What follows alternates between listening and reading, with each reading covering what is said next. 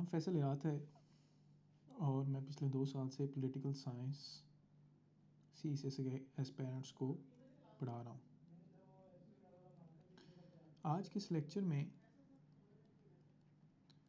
हम political philosophy को देखेंगे।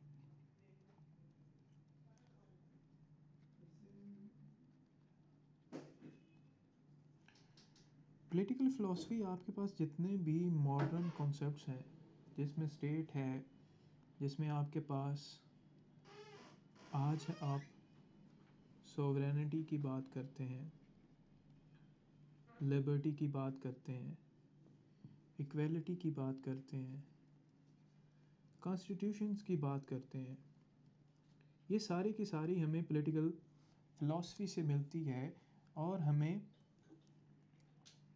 फ़िलॉसफ़र से मिलती है।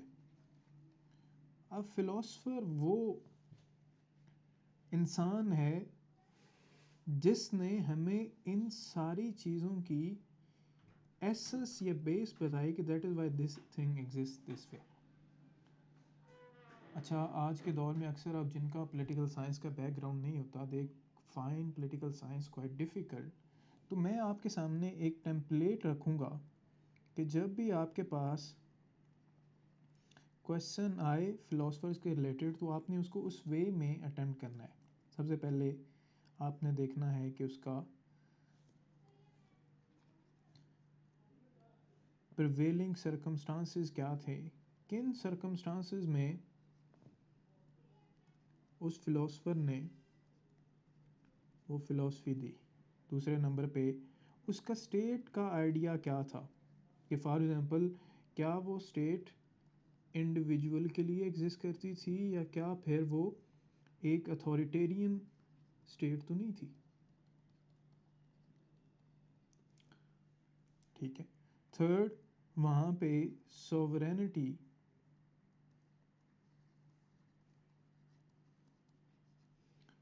या जिसे हम सुप्रीम पॉलिटिकल पावर कहते हैं वो किसके पास थी या उसकी डेफिनेशन क्या थी। देन उसके बाद कॉन्स्टिट्यूशन,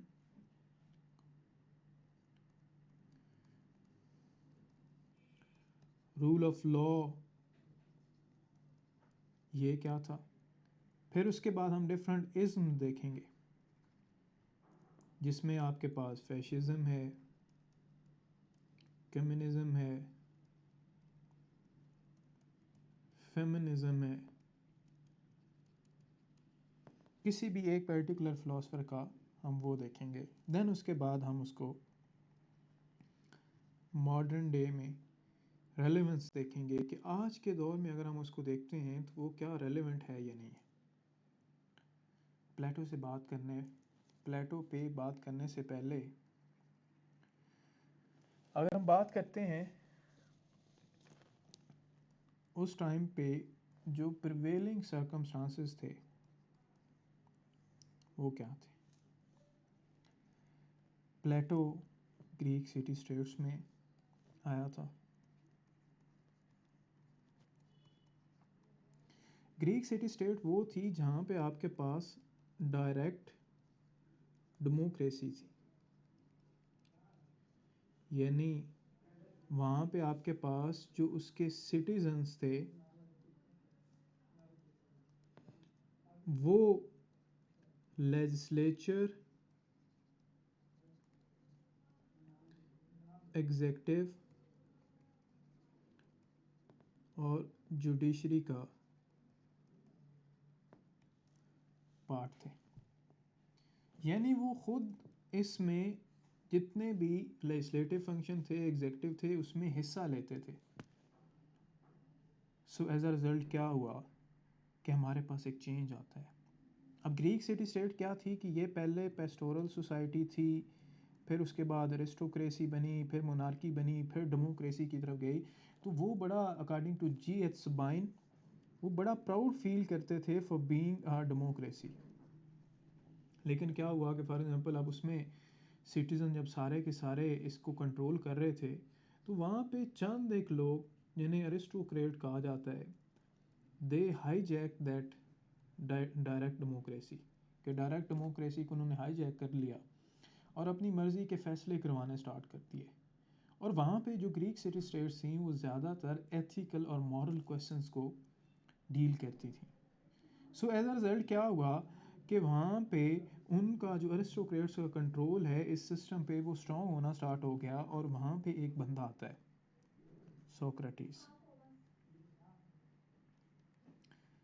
सोक्रेटिस आके क्वेश्चन करता है एवरीथिंग। वो कहता है कि बेसिकली उसका डायलैक्टिकल मेथड था कि वो कॉमन जो यूथ है उससे पूछता है कि why they are ruling us, why they are ruling in this way. So as a result क्या हुआ कि जो रूलिंग क्लास थी उसने कहा कि ये हमारी यूथ को करप्ट कर रहा है, ख़राब कर रहा है निज़ाम को, और उससे हेमलॉक या जैसे जहर है वो पीना पड़ा। एंड दैट इज़ वाई प्लेटो ने क्या किया, प्लेटो ने कहा कि आपके पास जो डेमोक्रेसी है that is the worst form of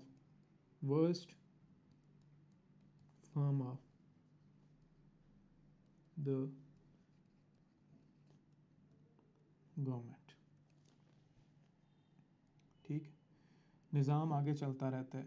उसके बाद क्या हुआ कि आपने अक्सर जो थोड़ा बहुत पता होगा, जिन्होंने फ़िलासफ़ी पढ़ी होगी या सुना होगा, पेलोपोनेशियन वॉर हुई। अब उस टाइम पे आपके पास दो बड़ी सुप्रीम पावर थी, एक एथेंस था जहाँ पे प्लेटो पैदा हुआ, और दूसरा स्पार्टा था।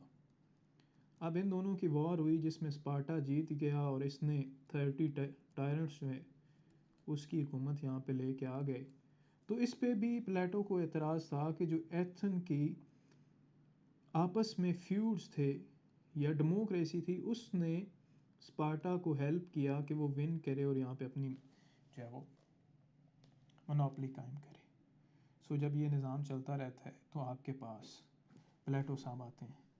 प्लेटो साहब आते हैं, वो एक बुक लिखते हैं रिपब्लिक, और वो कहते हैं कि ये जो रिपब्लिक है that would be a guide book for the training of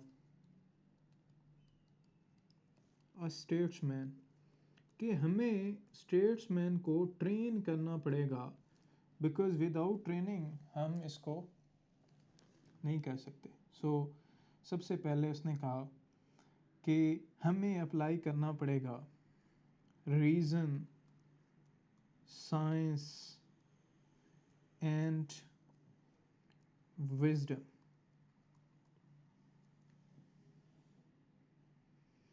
कि इस सब को जब हम अप्लाई करेंगे किसी एक सोसाइटी में, और एक सोसाइटी न्यू बनाएंगे, तो आपके पास एक ऐसी आइडियल स्टेट आएगी जहाँ पे जो सारी इवल्स मौजूद थी ऊपर एथेंस में वो नहीं होंगी। वो कहते हैं सबसे पहले हमें ये बेसिकली उसका डायलॉग्स उसने लिखे थे। डायलॉग्स क्या होते हैं कि आर्गूमेंट्स, आर्गूमेंट ए, फिर उसके अगेंस्ट एक बी आर्गूमेंट, फिर सी आर्गूमेंट। वो कहता है सबसे पहले डेफिनेशन पूछता है अपनी बुक में कि व्हाट इज़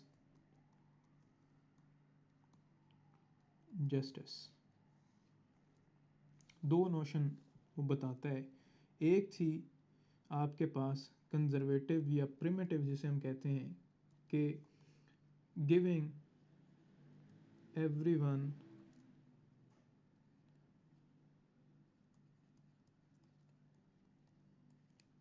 हिज ड्यू, और दूसरी क्या थी, रेडिकल थी कि माइट इज़ राइट, जिसमें डिफरेंट कैरेक्टर्स, जिसमें थ्रेसिमाइकस था, सेफलोन था, उनके थ्रू वो इसको इंट्रोड्यूस करने की कोशिश करता है। तो ये एंड पे फिर वो इंट्रोड्यूस करवाता है सोक्रेटिस को। वो कहता है कि ये जो डेफिनेशन ऑफ जस्टिस है this is not the right definition of justice. जो उसने रिपब्लिक बनाई बेसिकली कि उसमें जो आइडियल स्टेट, और उसमें कहा कि सबसे पहले हमें प्राइम इम्पोर्टेंस जस्टिस को देनी पड़ेगी। और जस्टिस क्या है कि जस्टिस ये क्या balancing different aspects of men's soul. वो कहता है कि इंसान को जब हम देखते हैं, इंसान में 3 चीज़ें डोमिनेंट हैं। एपेटाइट, देन उसके बाद इमोशंस, देन उसके बाद रीज़न। तो वो कहता है कि अगर हमने इन तीनों चीज़ों को बैलेंस आउट करके सोसाइटी में एक ऐसी सोसाइटी बना लेते हैं तो हमारे पास एक जस्ट सोसाइटी होगी। और हम क्या करेंगे इसके लिए, एजुकेशन सिस्टम लेके आएंगे, यानी जस्टिस थ्रू एजुकेशन, जिसमें आपके पास क्या होगा कि सबसे पहले हम कम्युनिज्म ऑफ वाइब्स लेके आएंगे। वाइब्स यानी स्टेट कंट्रोल्ड रिप्रोडक्शन।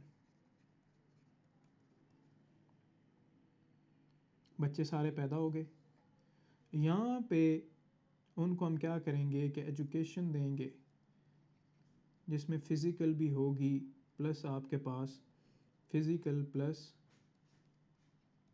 स्पिरिचुअल। और जब वो 18 साल के हो जाएंगे तो उनका हम एग्ज़ाम ले लेंगे। जो फेल हो जाएंगे वो आपके पास आर्टिसन क्लास बना लेंगे, ठीक है। फिर उसके बाद हम मज़ीद उनको हायर एजुकेशन देंगे 35 साल तक। फिर यहाँ पे एग्ज़ाम होगा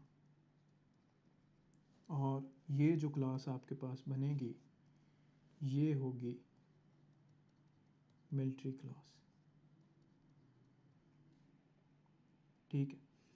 फिर उसके बाद आपके पास हम मज़ीद एजुकेशन को और देंगे 50 साल, और ये आपके पास फिलोसफर किंग आ जाएगा जो रूल करेगा। यानी हमने उसको क्लासेस में डिवाइड कर लिया और ये आपके पास क्या होगा कि एक स्टेट का निज़ाम होगा। अब इसको अगर हम देखते हैं, इसका एनालिसिस करते हैं, तो सबसे पहले अगर हम पॉजिटिव्स की बात करते हैं तो उसने एक स्टेट का आइडिया दिया, स्टेट और इंडिविजुअल के रिलेशन की बात की, और इंसान का एक साइकोलॉजिकल एनालिसिस दिया कि किस तरह क्या क्या नीड्स हैं। या he was the first person कि जिसने एक स्टार्टिंग पॉइंट दिया कि यहाँ से स्टेट इस तरह की होनी चाहिए। लेकिन दूसरी साइड पे जब हम नेगेटिव्स की बात करते हैं तो ही टोटली इग्नोर्ड के जो स्टेट है that exists for individual not otherwise, कि यानी वो इंडिविजुअल को यहाँ से वो ले रहा है एक इंडिविजुअल को, तो उसकी वो जो उसके जो फंडामेंटल राइट्स हैं उनको ही वो प्रोटेक्ट नहीं कर रहा। फिर वो जस्टिस यानी इंसाफ लेके आना चाह रहा है, लेकिन ऐसा जस्टिस की डेफिनेशन ना तो हमने कभी देखी ना सुनी, ना इसकी हिस्टोरिकल कोई मैनिफेस्टेशन है। यानी अनरियलिस्टिक डेफिनेशन ऑफ जस्टिस दिखाई देती है। फिर उसके बाद इसने जो फिलोसफर किंग को कहा कि उसका जो वो लॉ भी वही बनाएगा, रूल्स भी वही बनाएगा, रेगुलेशन भी बनाएगा। तो ये तो हमें डिक्टेटरशिप दिखाई देती है, जो बाद में एरिस्टोटल ने भी आके इस पे क्रिटिसिज्म किया कि जो custom, tradition, norms and values हैं, लॉज हैं, हिस्टोरिकल प्रोसेस है, लेकिन ये इसको डिस्कार्ड करता है। देन हमें ये रेडिकल नोशन एक दिखाई देती है कि आप हर चीज़ को चेंज कर दो, हर चीज़ को आप उसको उखाड़ के रख दो, नए सिरे से बिल्ड करो।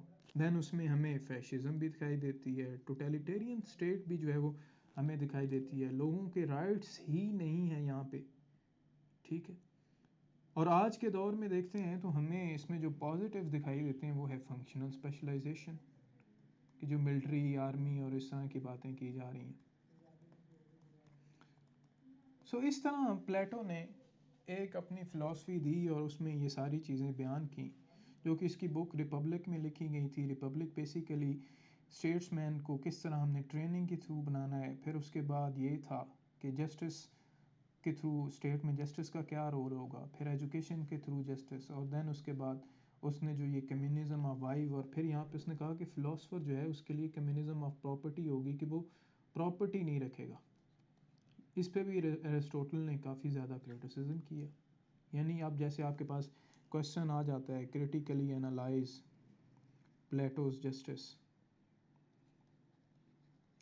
तो आप ये सारी चीज़ें उसमें लिखेंगे कि किस तरह उसने एजुकेशन के थ्रू जस्टिस। अब एजुकेशन का जो एग्जामिनेशन सिस्टम है वो किस तरह ये डिटरमाइन होगा, यहाँ पे कौन इसको डिटरमाइन करेगा, और कितनी ज़्यादा एक स्टेट ओन रेगुलेशन। ये तो हमें यूएसएसआर का जो टाइम था जिसमें केजीबी, और आज के दौर में चाइना में और रशिया में जो और जॉर्ज ऑरवेलियन स्टेट है, उसकी हमें डिपिक्शन दिखाई देता है। जस्टिस सिस्टम या एजुकेशन सिस्टम, ये सारा का सारा आपके पास एक यूटोपिया है। जैसे एरिस्टोटल ने कहा था कि Plato intended to build a utopia to end all यूटोपियाज।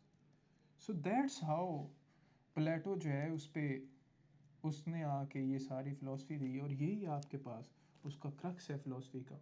अच्छा, कुछ लोग अब ऐसे इसमें एलेगरी ऑफ केव और दूसरी वो सारी चीज़ें करती हैं। देखें, वो इसकी इनकी फ़िलासफ़ी है मेटाफिज़िक्स और एपिस्टोमोलॉजी। वो आपने नहीं करनी, आपने उसकी सिर्फ और सिर्फ पॉलिटिकल फ़िलासफ़ी करनी है, जो कि ये है आपके पास। उसमें जस्टिस है, एजुकेशन है, उसके बाद उस पर आपने क्रिटिसिज्म करना है कि अब जस्टिस जैसे है ये एक साइकोलॉजिकल डेफिनेशन ऑफ जस्टिस है, लेकिन प्लेटो का जो स्टूडेंट था स्टोटल, वो कहता है कि हमें डिस्ट्रीब्यूटिव जस्टिस की या यूनिवर्सल और पर्टिकुलर जस्टिस जो आज के दौर में उसकी हमें ज़रूरत है। So this was all about the philosophy of Plato. Thank you very much.